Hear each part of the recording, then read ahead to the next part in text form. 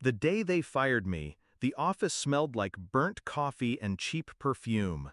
I was sitting at my desk, closing out the last of my emails, when my manager's shadow blocked my screen. Her lips curled around the words like she'd been rehearsing them for weeks. "Pack your desk. You're terminated." I didn't ask why. I didn't argue. I just looked at her, slow and steady, until she flinched. Then I smiled, not wide, just enough for her to see I wasn't surprised. Because I'd already left. And she didn't know that what she thought she was taking from me was already gone. Flashback, 2 months earlier. It started with a funeral. My boss, Margaret, collapsed in her office on a Tuesday afternoon. Heart attack. Gone before the ambulance arrived. I was the one who found her. I stayed until her family came, until the paramedics zipped the bag. She was more than a boss. She was the one who had pulled me out of a failing department 3 years ago and handed me the biggest accounts in the firm. At the wake, her husband took me aside. His eyes were swollen from grief. "She trusted you," he said. "I know she'd want you to keep running her portfolio. 12 long-term clients. $1.2 million in annual contracts. Her life's work." I nodded, but I didn't tell him I'd already seen what was coming. The signs had been creeping in for months.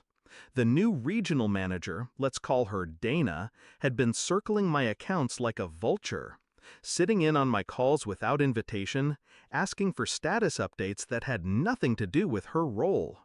At first, I thought she was just ambitious. Then I started hearing from clients, subtle things.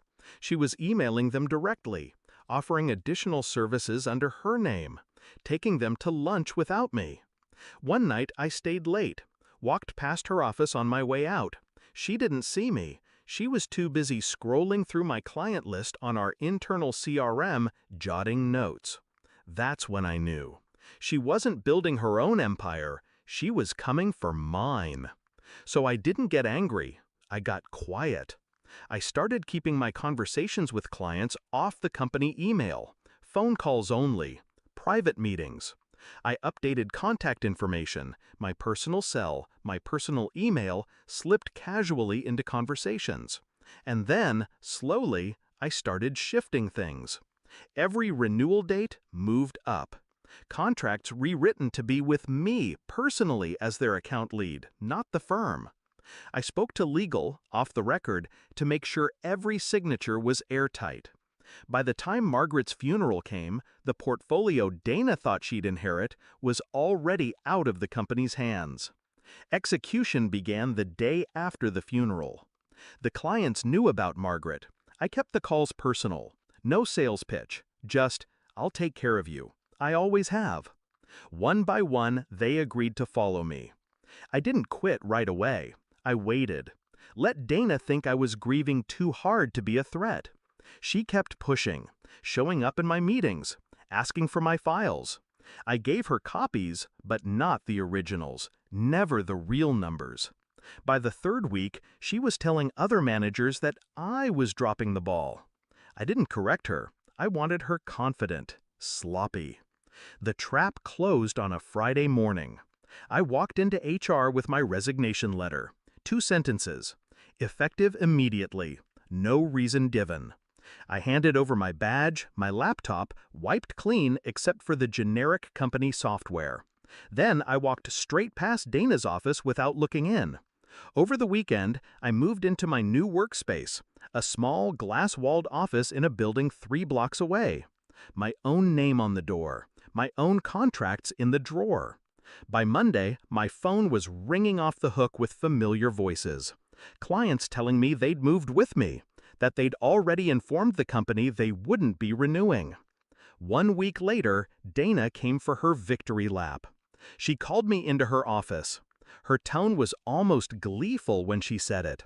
"Pack your desk, you're terminated." I wanted to laugh.